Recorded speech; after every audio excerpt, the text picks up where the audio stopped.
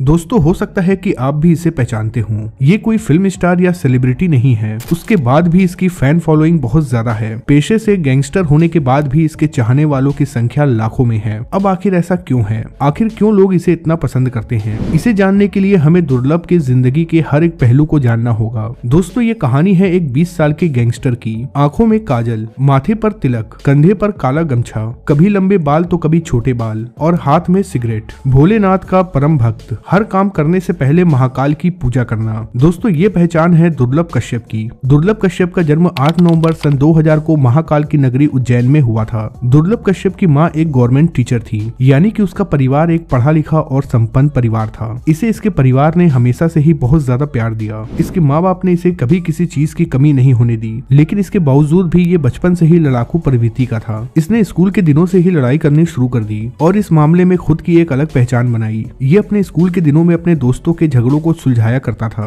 और फिर देखते ही देखते ये अपने बड़ों को भी धमकाने लगा, जिसके बाद स्कूल में दुर्लभ का एक नाम बन गया। धीरे धीरे इसकी गैंग बढ़ती गई। पढ़ाई को छोड़ के इसने अपराध को ही अपना भविष्य बना लिया। इसे सोशल मीडिया पे एक्टिव रहने का काफी शौक था। ये पहला गैंगस्टर बना जिसने सोशल मीडिया पे अपने गैंग का एडवर्टाइजमेंट किया। धीरे धीरे उज्जैन के कई सारे लड़के इसके साथ जुड़ने लगे। इसने अपना पहला पोस्ट फेसबुक पे किया। इस पोस्ट में लिखा हुआ था कि अगर आपको कोई परेशान करता है या फिर आप किसी से परेशान हैं, तो आप हमारे पास आएं। हम छोटे जरूर हैं, लेकिन इस काम में इतने बड़े हो चुके हैं कि आपकी मदद कर सकते हैं। दुर्लभ की इस पोस्ट ने उसे सुर्खियों में डाल दिया। इस पोस्ट को देखने के बाद देश के कोने कोने से लड़के इसके गैंग में शामिल होने लगे। लेकिन दोस्तों इसके गैंग में शामिल होना इतना भी आसान नहीं था, क्योंकि ये अपनी गैंग को लेकर काफी अलग था। उसने बकायदा अपने गैंग को एक ड्रेस कोड दिया हुआ था। इसके गैंग का ड्रेस कोड था माथे पर तिलक, गले में गमछा। जब भी कोई इसके गैंग में शामिल होने के लिए आता तो उसे पहले तैयार किया जाता, फिर पूरे गैंग को इकट्ठा करके फोटो क्लिक किया जाता था और इस फोटो को फेसबुक पे शेयर किया जाता था। धीरे धीरे दुर्लभ के गुनाह बढ़ते चले गए। साथ ही साथ इसके गैंग के सदस्यों की संख्या भी तेजी से बढ़ने लगी। इस दौरान उज्जैन में रहने वाला छोटे से बड़ा हर कोई इसके नाम से डरने लगा था। आप अंदाजा लगा सकते हैं कि एक 17 साल के लड़के का कितना आतंक था।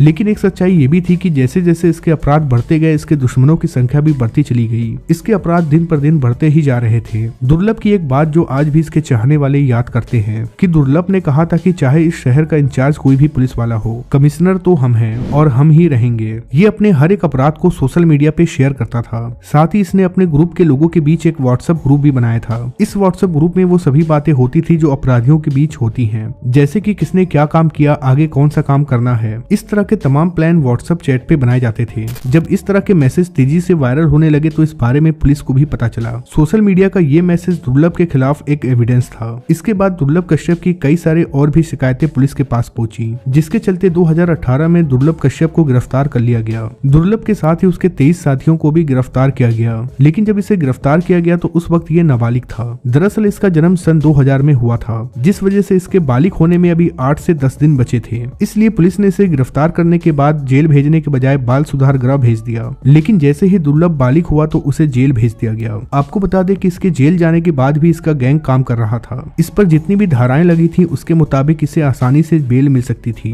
वो चाहता तो आसानी से बेल लेकर बाहर आ सकता था, लेकिन उसने बेल लेना मुनासिब नहीं समझा और जेल में ही रहा। उस समय इंदौर के एसएसपी सचिन अतुलकर हुआ करते थे। दरअसल इन्हीं की टीम ने दुर्लभ और उसके साथियों को पकड़ा था। जब एक बार सचिन अतुलकर जेल के दौरे पर गए तो उनकी मुलाकात कश्यप से हुई। जब उन्होंने दुर्लभ कश्यप को देखा तो वो उनसे बातें करने लगे। ये बात सचिन अतुलकर को भी पता थी कि दुर्लभ चाहे तो बेल लेकर बाहर आ सकता है। बातों ही बातों में सचिन अतुलकर ने दुर्लभ से कहा कि जब तक तुम जेल में हो तब तक सुरक्षित हो, क्योंकि बहुत कम उम्र में तुमने बाहर बहुत सारे दुश्मन बना लिए हैं और अगर तुम बाहर निकले तो इनमें से कोई भी तुम्हें मार सकता है। यही वजह थी कि दुर्लभ ने भी जेल में रहना ही सही समझा। लेकिन ये तो हम सभी जानते हैं कि मार्च 2020 में देश में कोरोना ने दस्तक दे दी। हमारे देश के जेलों की हालत ऐसी है जहाँ पे कैदी क्षमता से ज्यादा रहते हैं, जिसके बाद सरकार ने एक फैसला किया कि उन अपराधियों को छोड़ दिया जाए जिनका अपराध ज्यादा बड़ा नहीं है या फिर वो जिन्हें आसानी से बेल मिल सकती है, लेकिन इस शर्त पे कि उन्हें महामारी गुजरने के बाद वापस जेल में आना पड़ेगा। इसी दौरान दुर्लभ कश्यप को भी छोड़ दिया गया। जेल से छूटने के बाद दुर्लभ कश्यप कुछ दिन इंदौर में रहा। उसके बाद वो अपनी माँ के पास उज्जैन आ गया। लेकिन जेल से निकलने के बाद भी वो अपने पुराने तौर तरीके पर आ गया,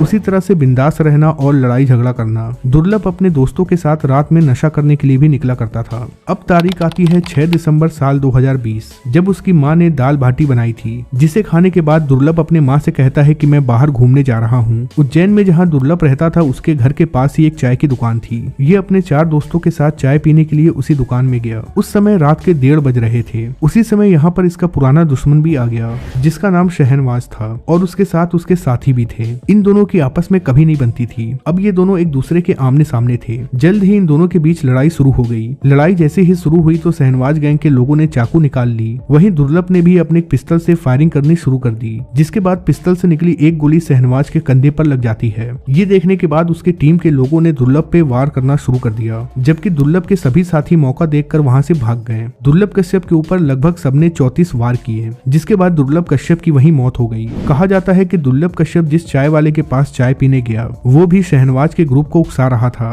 वो कह रहा था कि इसे मार दो वरना बाद में बवाल हो जाएगा। तो दोस्तों ये थी दुर्लभ कश्यप की जिंदगी की कहानी। वैसे आप इसे किस तरह से देखते हैं, किसी हीरो की तरह या फिर गैंगस्टर की तरह? कमेंट बॉक्स में लिख के जरूर बताएं।